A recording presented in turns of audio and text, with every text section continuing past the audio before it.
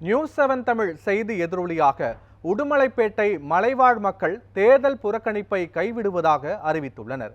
திருப்பூர் மாவட்டம் உடுமலை ஆனைமலை புலிகள் காப்பகத்தில் உள்ள அமராவதி மற்றும் உடுமலை வனச்சரகங்களில் வாழும் மலைவாழ் மக்கள் 2006 வன உரிமை சட்டத்தை அமல்படுத்த கோரி தொடர் போராட்டம் நடத்தினர்.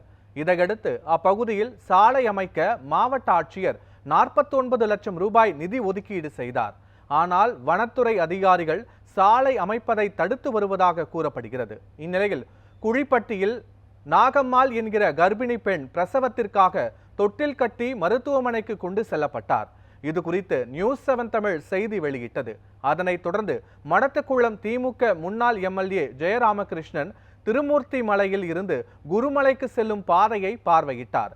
சாலை அமைக்க நடவடிக்கை எடுத்து வருவதாக அவர் உறுதியளித்ததை அடுத்து மலைவாழ் மக்கள் தேர்தல் புறக்கணிப்பை கைவிடுவதாக அறிவித்துள்ளனர். 3-4 நாட்களுக்கு முன்பு வனத்துறை அதிகாரிகள் சாலை அமைக்கக்கூடாது, மத்திய அரசிடம் ஒப்புதல் பெற்றுதான் சாலை அமைக்க வேண்டும் என்று சொல்லி மலைவாழ் மக்களை மிரட்டி, மீண்டும் சாலை அமைத்தால் உங்கள் மீது பொய்யான வழக்கு பதிவு செய்வோம் என்று சொல்லி மிரட்டி தடுத்து வந்தார்கள். இந்த சாலை அமைத்தால் மலைவாழ் மக்களுக்கு பெரும் பயனுள்ளதாக இருக்கும்.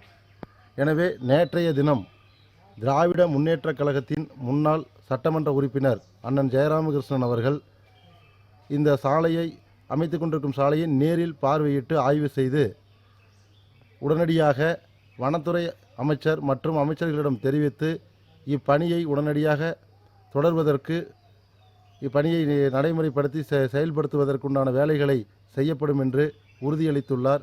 மலைவாழ் மக்கள் தேர்தலை புறக்கணிப்போம் என்று தெரிவித்திருந்தார்கள். இந்த சாலையை விரைவில் அமைத்து தருவோம் என்று உறுதியளித்ததை அடுத்து தேர்தல் புறக்கணிப்பு என்பதை மலைவாழ் மக்கள் கைவிட்டுள்ளனர்.